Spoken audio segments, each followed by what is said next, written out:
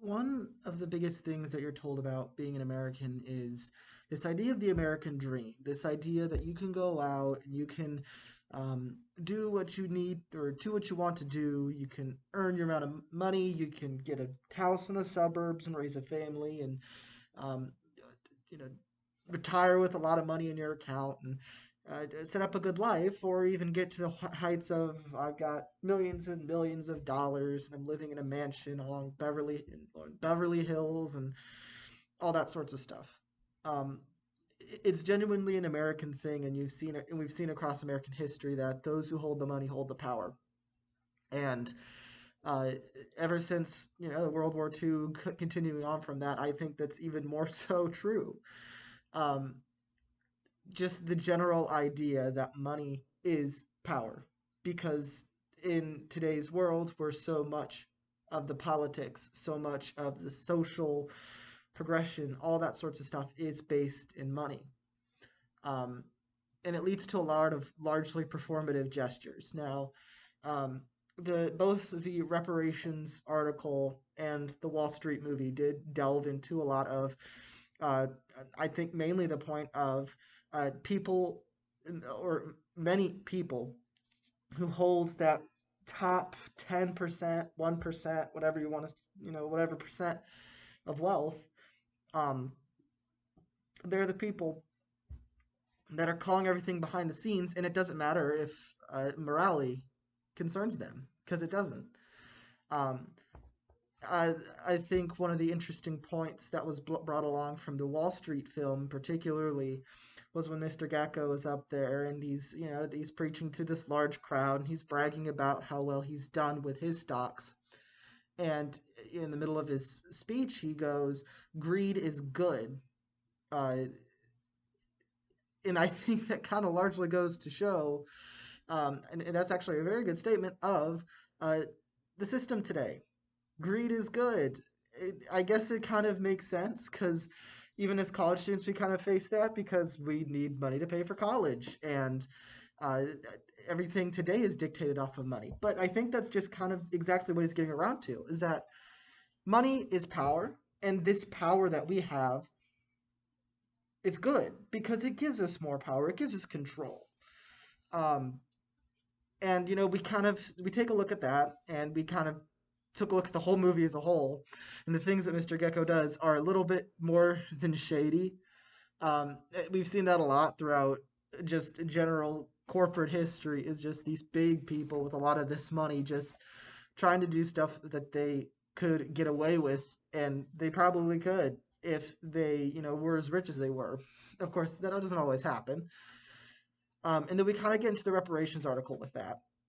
There's a quote that I particularly thought was enlightening, and it was, if I can find it, America begins in black plunder and white democracy. And this is where we kind of see that intersection of um, both that money is power and the societal influence of it. Because there's a lot of conversation today as we've continued to fight social inequality and racial inequality and all that sorts of stuff. We've kind of moved on to this point of, okay, we've made the strides to get where we are today, but there's still a lot of work needed to be done. Um, and yeah, the reparations article talks a lot about how white people, and particularly very powerful white people, would just steal from black people. One of the subjects of the article had a red horse or a red coated horse that was really just sold to these people for $17. You never saw them again. They just take advantage. They just plunder it and steal it, and they make all this money off of it. And then it talks about redlining, and it talks about the neighborhoods that these black people live in. It even goes into, I thought another stat that was particularly interesting was um, a black family that makes $100,000 a month could only, or is about equivalent to a neighborhood or a white family making $30,000 a month, or they could live in a neighborhood where white families make that much. Um, and it's definitely very very eye opening. Um, I have a lot of uh, opinions on reparations just from the fact that I think it's a very very complicated topic. Um, And I think it's more than just here's some money, because just handing out some money for just because it's reparations, I think wouldn't solve the core issue of the problem. But I think it does give a good insight into this whole fact that money equals power, and it kind of ties into what I really want to say is um, there has been always a deep economic divide and a deep social divide, and America is a majority white country. That's how it's largely been, and it's been a minority black country, or it's the major minority in America has been black. Of course, there's a lot more, Hispanics coming in.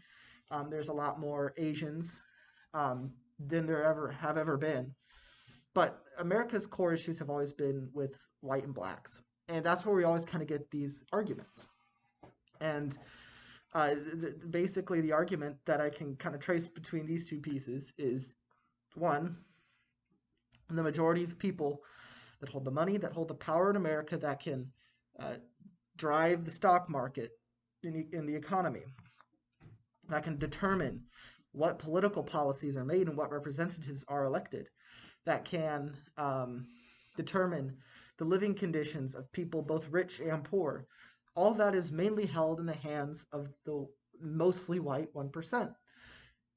And I think it's just kind of this whole entire segregation thing. I think one of the things that I've always believed is segregation never truly ended, it just simply changed forms.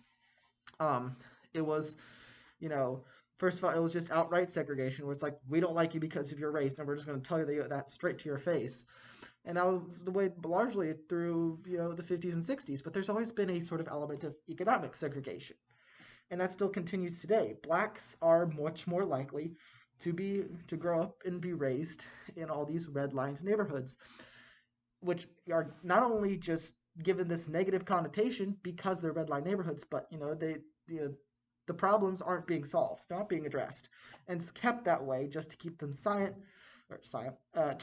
to keep the power away from them. And they can do that because the white or the wealthy 1% can choose to do that. Um, Obviously, I think it's much more complicated than that, but um, just the general idea of uh, the greed is good, which that's if you're anyone outside of stock brokerage or the corporate America, it's like yeah, wow, is that really how they feel about us? Um, it's kind of like these people are just tools and everything, but obviously there's always been this racial piece to the economy, and it's something that we still struggle with today. Just finding ways, because I think right now, I think that's really one of our last hurdles. Black people have um, come a long way. They've been able to gain voting rights. They've been able to gain, um, uh, access to the same things as white people, and there's still this economic bug that continues to pester them. And I think it's a complicated issue because the problem with the wealthy 1% is they're a very, very powerful, influential group that we may never be able to take down. And it's much more complicated than that, of course. Um, but there's just this notion of greed is good and money is power. And that's what keeps the gears turning. And that's where it keeps people where they are. It's because that's the only way that the segregation and control can happen. So again, I think it's much more complicated. There's a lot more I want to say. I'm starting to get a little long here. Um, but I do have a lot of my own opinions about all this stuff. Um, Again, I think economics is uh, such a deep conversation into the American dream, something that, of course, really doesn't pertain to what we're talking about right now. And I'm running a little long, but yeah, no, just a few good insights here, and yeah.